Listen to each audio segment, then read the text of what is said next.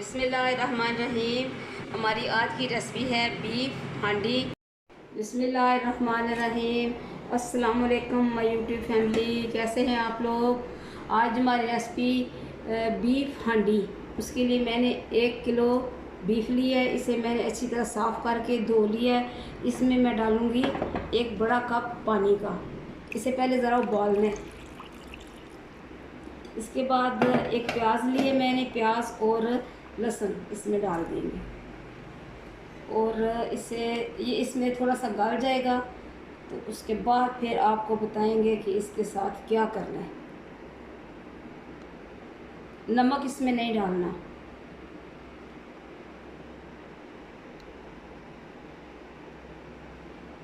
बिस्मिल्लाहिर्रहमानिर्रहीम। बीफ हांडी के लिए मैंने गोश्त को थोड़ा सा गला लिया था। ये अच्छी तरह ये गल चुका है, ये देखें। अभी मज़ीद इसकी मैं नहीं उठा सकती, ये देखें। और क्या बताना है। और इसको अभी मैं करूँगी मैरिनेट। वो मसाला जात मैंने बना के रख लिए, वो अभी आपको बताते हैं। बिस्मिल्लाहिर्रहमानिर्रहीम। बीफ हांडी के लिए जो मैंने पेस्ट बनाया है, इसमें मैंने अदरक, लहसुन और खसखस, सुरख मिर्च ये डाली और अच्छी तरह से पीस लिया है। इसे हम करेंगे मैरिनेट। इसके साथ मैं दही भी डाल दूँगी, उससे अच्छी तरह इसमें जो बोटियाँ मिक्स हो जाएंगी।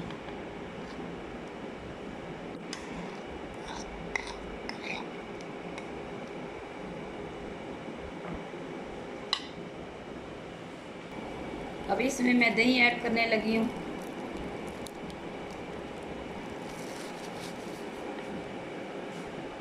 इसको करेंगे अच्छी तरह मिक्स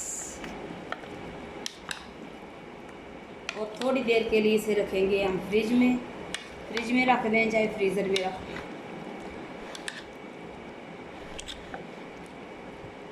बहुत मज़ेदार ये रेसिपी बनती है। ये ख़ास तौर पे ईद के लिए, बकरा ईद के लिए, इसलिए कि अच्छा खासा गोश्त घर में आ जाता है तो फिर समझ नहीं आती कि क्या बनाया जाए। कोई अच्छी सी रेसिपी हो तो फिर घर वाले खाएं तो फिर मज़ा आ जाता है। सालन में तो गोश्त, वो क्या कहते हैं, आलू गोश्त, शोरबा सब बनाते हैं, सीख कबाब भी सब बनाते हैं, कबाब भी बनाते हैं। लेकिन इस तरह की रेसिपी जो हो तो वो बहुत मज़े की बनती है और ये एक अलग सी रेसिपी बन जाती है। फिर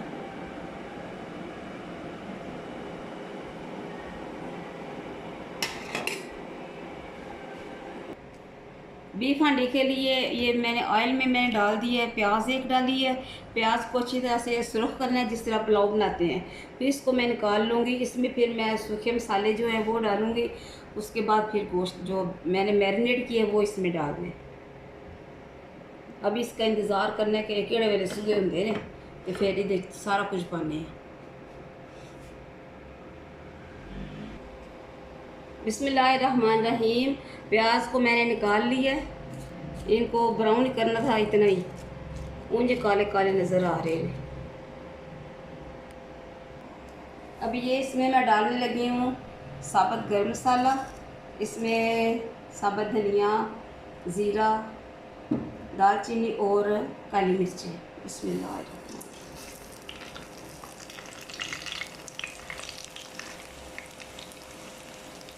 इसकी थोड़ी सी भुनाई करेंगे। फिर इसमें जो मैरिनेट किया हुआ मैंने गोश्त वो इसमें डाल दूँगी। अभी मैंने चूल्हा बंद किया हुआ है, फिर भी ये देखें किस तरह हो रहा है। बिस्मिल्लाहिर्रहमानिर्रहीम। जो मैंने गोश्त को रखा था मैरिनेट करके, वो मैंने अभी इसमें डाल दिया।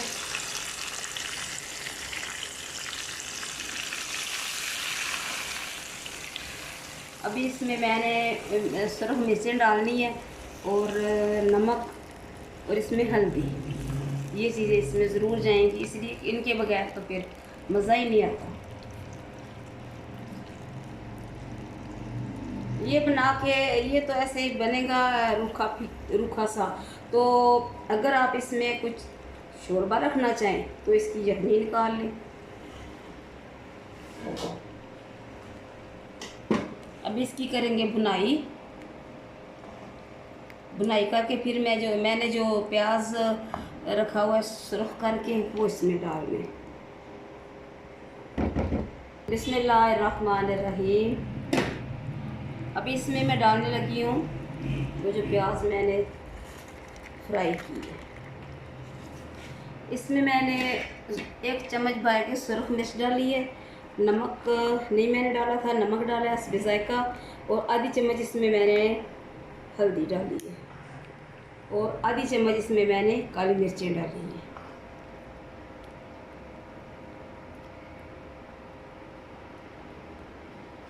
अभी इसकी हमने बिल्कुल ये ग्रेवी ख़त्म कर देनी है, और ये ऐसे रुखा होगा बीफ हांडी। मसलन बोटियां नज़र आती हैं।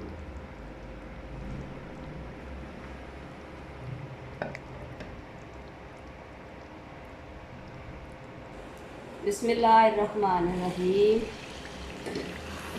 जी तो हमारी आज की रेसिपी बीफ हांडी तैयार हो चुकी है।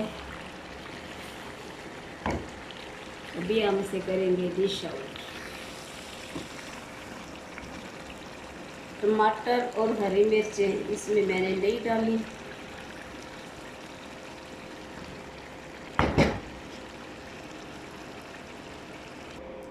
बिस्मिल्लाहिर्रहमानिर्रहीम। फबे ये लाए रब्बे को मात को ज़बान, और तुम अपने रब की कौन कौन सी नेमत को झुठलाओगे। अल्लाह ताला ने हमारे खाने के लिए बेहतरीन नेमतें पैदा की हैं, जिनमें ये हलाल गोश्त, और अल्लाह ताला ने अपने इस बारे में ये भी कहा है कि खुद भी खाओ और अपने हमसायों को भी खिलाओ, यतीमों को और बेवाओं का ख्याल रखो, इसलिए कि ये चीज़ें हमारे क़यामत के दिन हमारे काम आएंगी।